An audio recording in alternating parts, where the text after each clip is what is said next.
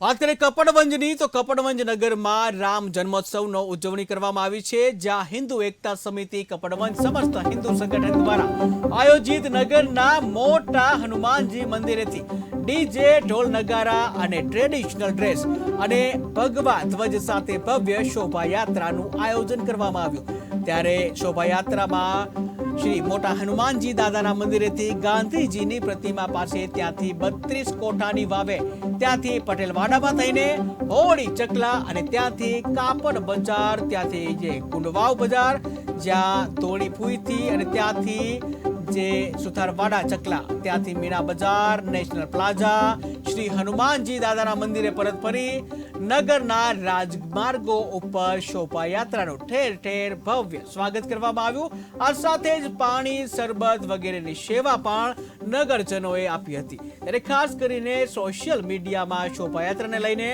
લોકોમાં ઉત્સાહ જોવા મળ્યો, જ્યાં શોભાયાત્રામાં તાલુકા અને શહેરના રામ ભક્તો તથા ભાજપ શહેરના તથા તાલુકા સંગઠનના હોદ્દેદારો, કાર્યકર્તાઓ અને વિવિધ સંગઠનોના હોદ્દેદારો તથા કાર્યકર્તાઓ, પાલિકા પ્રમુખ, સદસ્યો, નગરજનો વગેરે શોભાયાત્રામાં જોડાયા હતા।